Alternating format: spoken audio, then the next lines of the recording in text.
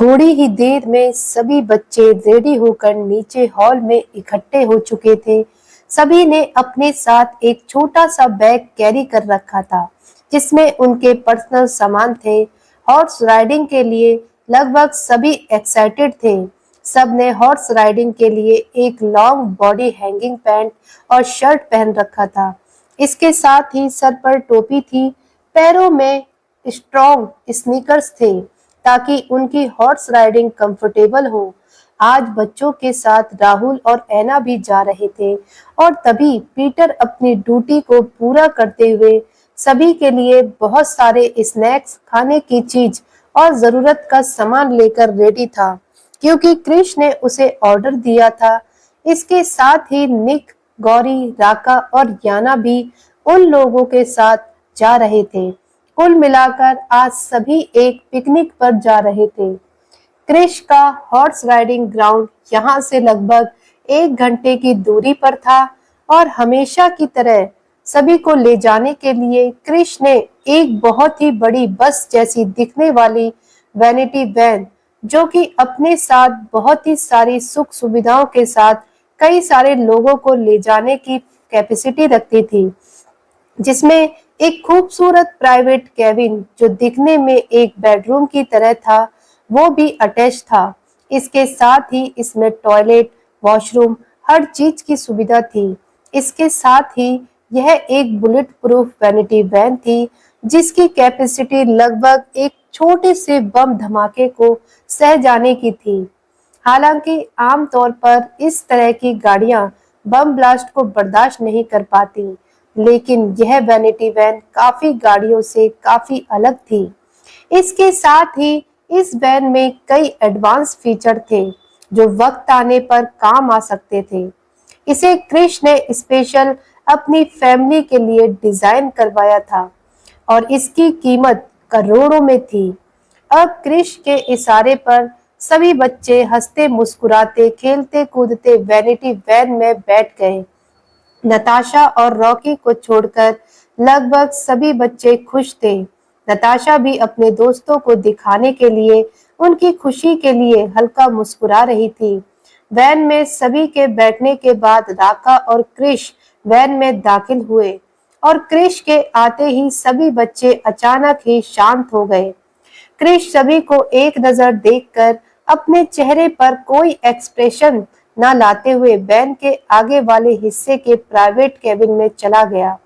उसके साथ ही राका भी सभी को देखकर क्रिश के पीछे प्राइवेट केबिन की तरफ चला गया और केबिन का दरवाजा बंद होते ही सभी बच्चों के चेहरे पर एक बार फिर से मुस्कान आ गई और अब सब दोबारा से अंताक्षरी खेलने लगे, हल्ला मचाने लगे, क्योंकि उस केबिन का दरवाजा साउंड प्रूफ था। अंदर की आवाज बाहर और बाहर की आवाज अंदर नहीं जा सकती थी। इसलिए अब किसी भी बच्चे को डांट खाने का डर तो नहीं था। रॉकी अपने कानों में हेडफोन लगाए, आंखें बंद किए हुए सबसे पीछे वाली सीट पर बैठा हुआ था। उसे किसी से कोई मतलब नहीं था। निक, गौरी, याना सभी के साथ एंजॉय कर रहे थे और आशी भी अपने दोस्तों के साथ ही मस्ती कर रही थी। और तभी समर, जो कि उसके बगल में बैठा हुआ था, आशी के कान के पास झुककर उससे बोला, अब बता, क्या चल रहा है तेरे दिमाग में? समर की बात सुनकर आशी उसके चेहरे की तरफ देखते हुए बोली, प्लानिंग के बारे में तो मुझे भी नहीं पता, पर इतना मालूम है कि जो भी होगा धमाकेदार होगा, क्योंकि इस बार मेरा किंग मैदान में उतरा है। कहते हुए आशी के चेहरे पर एक तिरछी और मिस्टीरियस मुस्कान थी, जिसे देखकर समर को तो कुछ समझ नहीं आया, लेकिन वह जानता था कि अगर आशी यह बात कह रही है तो इसका मतलब है कि कुछ इंटरेस्टिंग तो होने वाला है। अब यह जानने के बाद वह भी काफी एक्साइटेड था। ऐना और राहुल हमेशा की तरह वैनिटी वैन में न जाकर पीछे अपनी एक प्राइवेट कार में आ रहे थे। उनके साथ ही हमेशा की तरह क्रिश के बॉडीगार्ड की कार उस वैनिटी वैन से कवर किए हुए उन्हें प्रोटेक्शन दे रहे थे। ऐना कार में बैठे हुए राहुल से थोड़ा परेशानी जताते हुए बोली, पता नहीं क्रिश को आजकल क्या हो गया है। वह रॉकी के साथ कुछ ज्यादा ही रूड हो रहा है। पहले वह ऐसा नहीं करता था, लेकिन जब से वह लौटा है उसमें पहले जैसी बात नहीं है। मुझे ऐसा लगता है जैसे न जाने वह अपने दिल में कितना कुछ दबा कर रखता है। उसके दिमाग में क्या चलता है हम समझ नहीं पाते। पहले वे दुनिया के लिए चाहे कुछ भी हो, पर अपनी फैमिली और अपने भाइयों के लिए बहुत सॉफ्ट था। उनके कंफर्ट का ध्यान रखने से लेकर उनकी खुशियों तक वह हर चीज पर ध्यान देता था। पर मैं आजकल देख रही हूँ वह कुछ बदला बदला सा नजर आ रहा है। अपनी बात मनवाने के लिए वह अपनी पावर भी शो करने से पीछे नहीं रहता। मैं जानती हूँ रॉकी ने जो कुछ भी किया वह गलत था, लेकिन मुझे यह समझ नहीं आ रहा कि जब कृष्ण ने हम सबको माफ कर दिया तो रॉकी को क्यों नहीं कर रहा। वक्त के साथ साथ दोनों भाइयों के बीच की दूरियां कम नहीं हो रही। मुझे तो डर लग रहा है कहीं कृष के इस बिहेवियर के कारण रॉकी उसके खिलाफ ना हो जाए। रॉकी की आंखों में मैंने कृष के लिए गुस्सा देखा है। तुम्हें क्या लगता है राहुल, क्या हमें कुछ इस बारे में बात करनी चाहिए? कहते हुए ऐना राहुल के चेहरे की तरफ देख रही थी। इस वक्त उसकी बातों में परेशानी और अपने बच्चों के लिए चिंता साफ नजर आ रही थी। और तभी राहुल, जो न जाने कब से किसी सोच में, गम में था, ऐना की बातों से वह अपने ख्यालों से बाहर आया और अब वह ऐना के चेहरे की तरफ देखते हुए गंभीर आवाज में बोला, तुम चिंता मत करो ऐना, मैं कृष को बहुत अच्छे से जानता हूँ और तुम भी। सिचुएशन चाहे जो भी हो, वह गलत फैसला कभी नहीं लेगा। अगर वह कुछ करता है तो जरूर उसके पीछे कुछ वजह होती है। तुम इस बात को नजरअंदाज नहीं कर सकती कि वह चाहे कितने भी गुस्से या टेंशन में क्यों ना हो, वह अपने दिमाग का इस्तेमाल करना नहीं छोड़ता। मैं जानता हूँ पिछले कुछ दिनों से रॉकी और उसके बीच जो कुछ भी हुआ वह ठीक नहीं था, लेकिन इसके बावजूद हम दोनों को पता है कि वह जो करता है बहुत सोच समझकर करता है। तुम बस सही वक्त का इंतजार करो, वक्त हमें हमारे सवालों के जवाब खुद देगा। कहते हुए राहुल की आवाज में एक भरोसा, लेकिन दिमाग में कई सवाल थे। और राहुल की बात सुनकर ऐना भी अब खामोश हो गई। और इधर वैन में समर नताशा को हंसाने के लिए उसके साथ मस्ती मजाक कर रहा था। नताशा उसकी बातों को सुनकर मुस्कुरा रही थी, लेकिन यह चीज देखकर रॉकी पीछे बैठे हुए खुंदस खा रहा था। वह अपनी नीली नजरों से समर को देखते हुए अपने दांत पीस रहा था, पर फिलहाल वह कुछ नहीं कहता। नताशा का ध्यान बार बार रॉकी की तरफ जा रहा था, पर दोनों के बीच फिलहाल कहने के लिए कुछ नहीं था। इधर दूसरी तरफ कैबिन में क्रिश और राका बैठे आपस में कुछ काम की बातें कर रहे थे। लगभग आधे घंटे के डिस्कशन के बाद क्रिश के इशारे पर राका कैबिन से बाहर चला गया। अब क्रिश अपनी नीली नजरों से उस कैबिन में लगे हुए एक बड़े से मिरर, जो कि इस वक्त उसके सोफे के ठीक सामने लगा हुआ था, उसमें अपना रिफ्लेक्शन देखने लगा। इस वक्त उसके चेहरे पर कोई एक्सप्रेशन नहीं थे। उसके चेहरे के भाव बहुत गंभीर थे। तभी उसे आशी का ख्याल आया।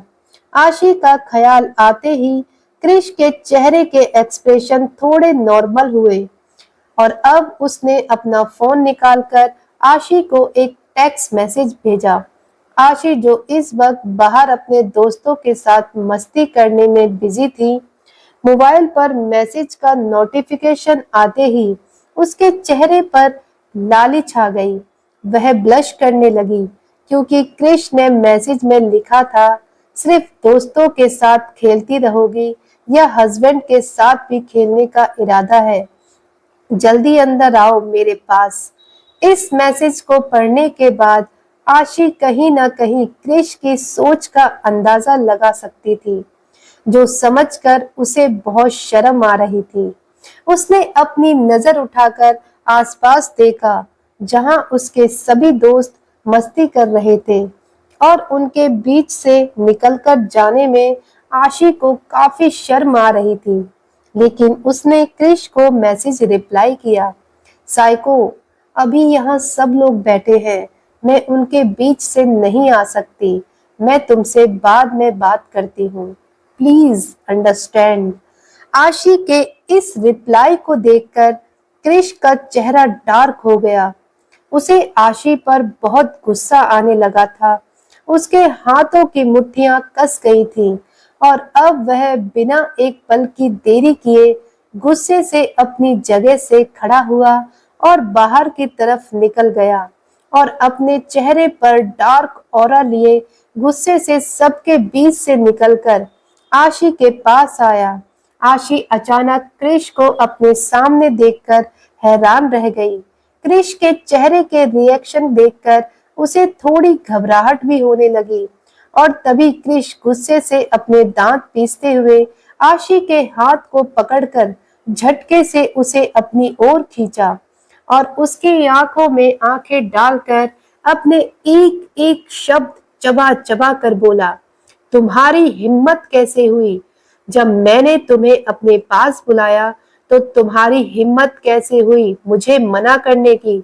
तुम चलो मेरे साथ, तुम्हें तो मैं बताता हूँ।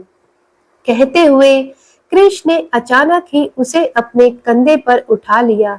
यह सब इतना जल्दी हुआ कि आशी को कुछ भी समझने या कहने का मौका नहीं मिला। वह काफी घबरा गई थी और इससे पहले कि वह कुछ समझ पाती, वह हवा में क्रिश के कंधे पर थी। अब तो कुछ भी कहने की हिम्मत ही नहीं हो रही थी, क्योंकि क्रिश का चेहरा देखकर ही उसे पता चल चुका था कि वह गुस्से में है। साइको, कहते हुए आशी ने अपने शब्दों को वहीं रोक लिया। आसपास बैठे आशी के सभी दोस्त हैरान नजरों से क्रिश के गुस्से को देख रहे थे। रॉकी की आंखों में भी हैरानी थी।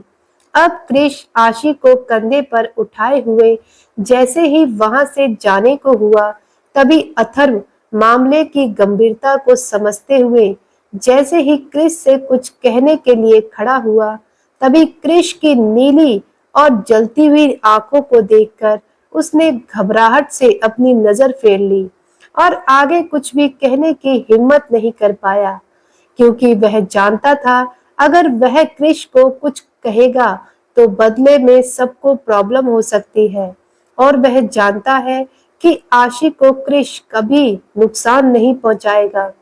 अब अथर आराम से अपनी जगह पर बैठ गया और क्रिश अब बिना कोई रिएक्शन दिए तेज कदमों के साथ आशी को अपने कंधे पर उठाए हुए वहां से चला गया और क्रिश के जाने के बाद वहां बैठे सभी लोगों का मुंह खुला का खुला रह गया। राका के चेहरे पर कोई एक्सप्रेशन नहीं थे, क्योंकि वह अपने किंग को अच्छे से जानता था। गौरी और याना अपना मुंह फाड़ के क्रिश को जाता हुआ देख रहे थे, क्योंकि उनके लिए यह सब एक नया एक्सपीरियंस था।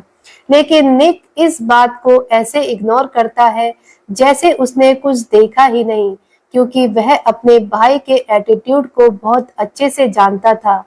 तभी उसका ध्यान गौरी की तरफ गया, जो मुंह खोल उन दोनों को जाता हुआ देख रही थी।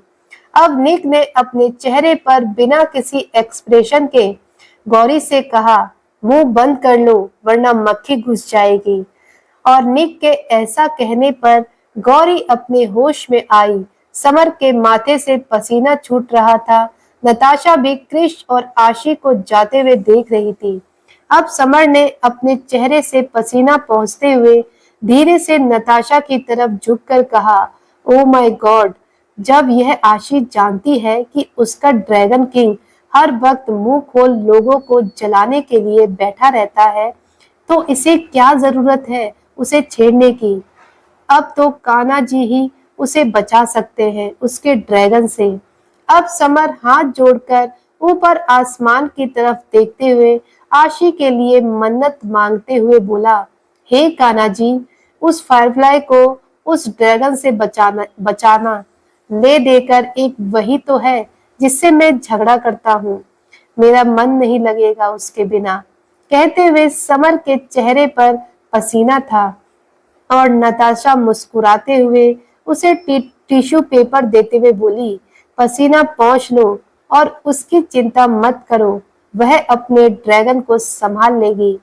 कहते हुए नताशा भी थोड़ी परेशान थी, पर उसके चेहरे पर एक मुस्कान थी और समर नताशा को इस तरह एक दूसरे से बातें करते हुए चिपकते हुए देखकर पीछे बैठे रॉकी के हाथों की मुट्ठियां कस रही थी।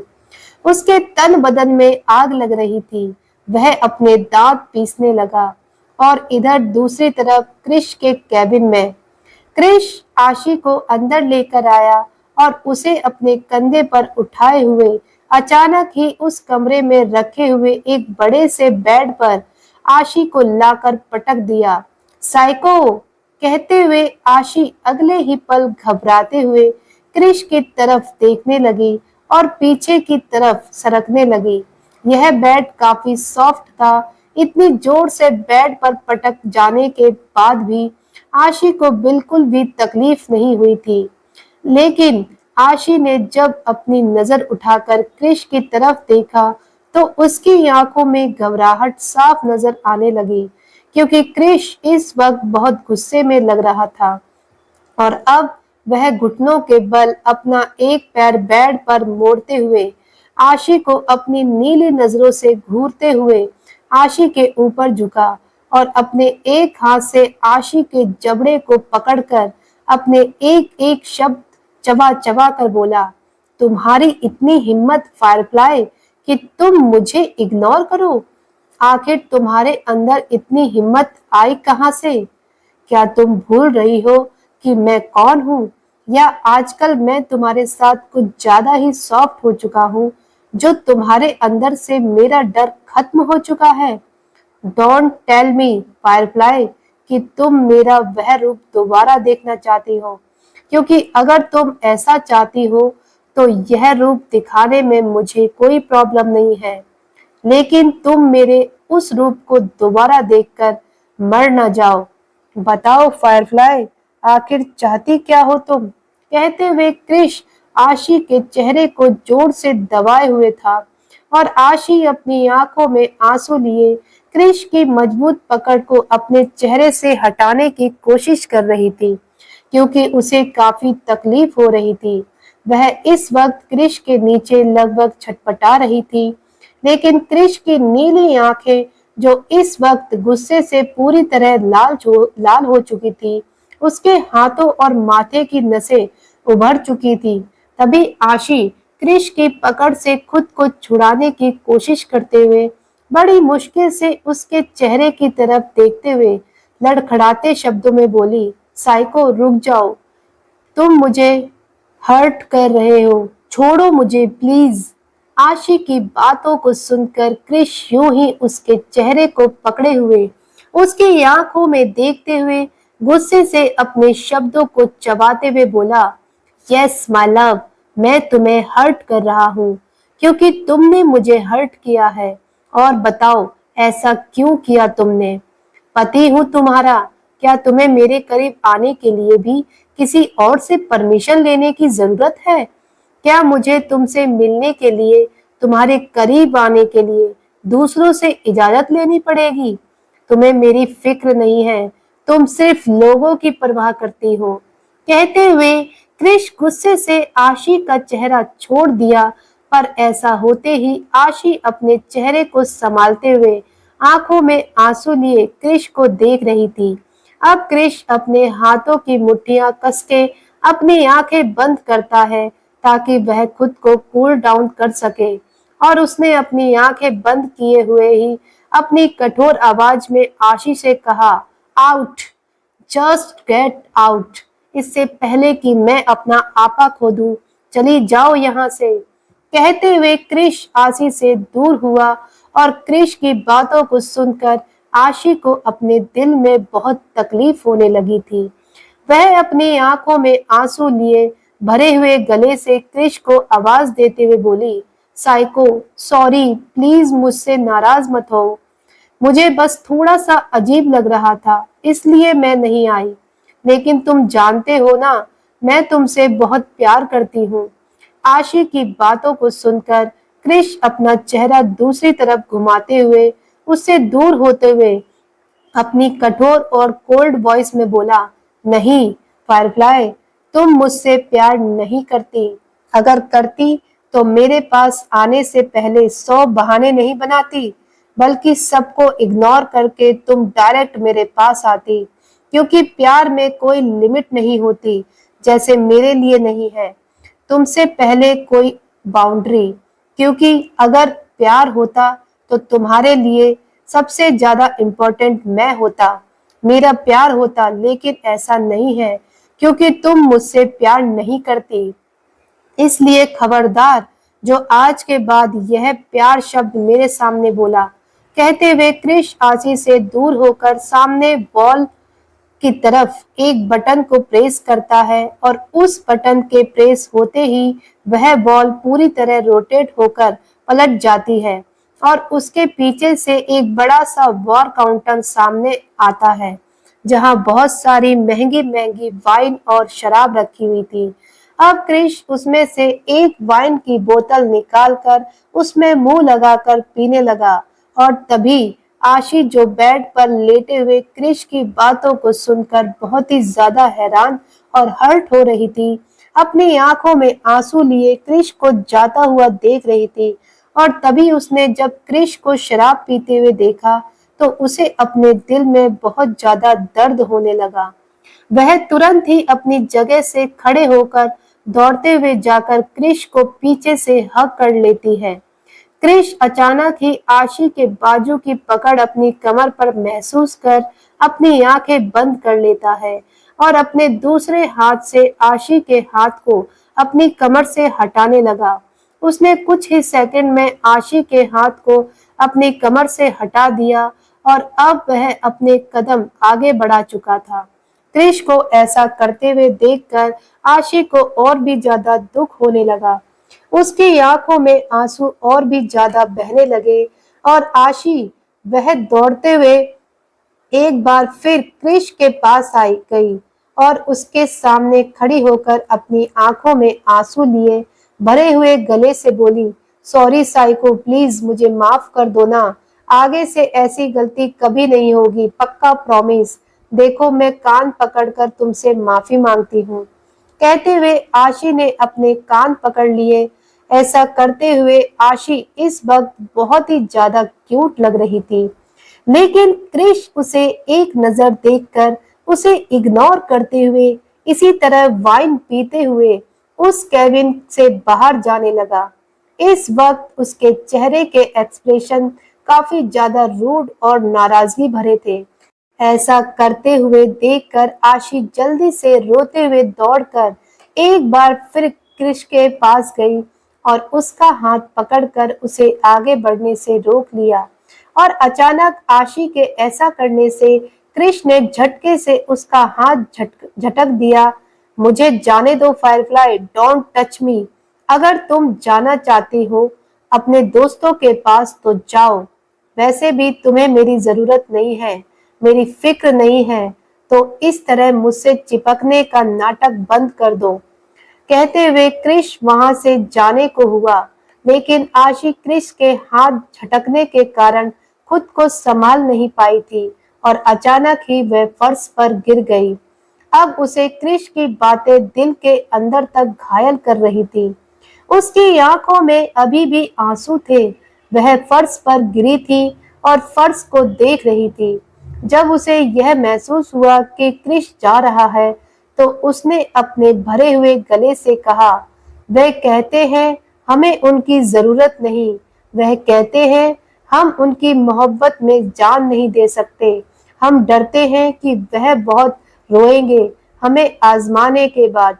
हमें वक्त के बदलने का कोई गम नहीं था, पर कोई ऐसा था जिससे यह उम्मीद नहीं थी।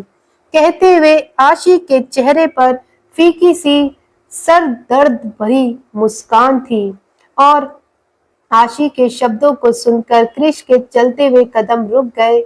उसके चेहरे पर कुछ हैरानी भरे एक्सप्रेशन थे, पर उसने पलटकर आशी की तरफ नहीं देखा। क्रिश की पीठ अभी भी आशी की तरफ थी। अब आशी ने धीरे से अपनी आंखों में आंसू लिए चेहरा उठाकर क्रिश की तरफ देखते हुए गाना शुरू कर दिया। आशी अपनी जगह से खड़ी हुई और अपनी आंखों में आंसू लिए क्रिश के साइड से निकलते हुए आगे की लाइन गाने लगी।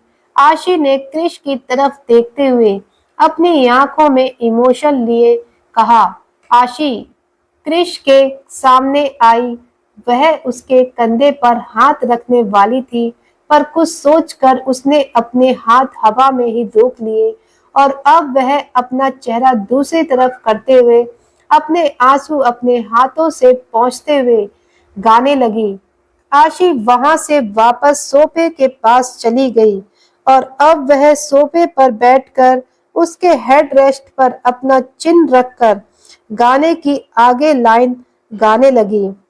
अब वह अपने गाने की लाइन को कंप्लीट करके आशी फूट फूट कर रोने लगी और अचानक आशी को इस तरह रोते हुए देखकर क्रिश ने अपनी वाइन की बोतल तुरंत ही फर्श पर फेंक दी, जिससे कि वह बोतल टूटकर चकनाचूर हो गई और कांच के टूटने की आवाज से आशी अचानक ही पलटकर हैरानी से क्रिश की तरफ देखने लगी।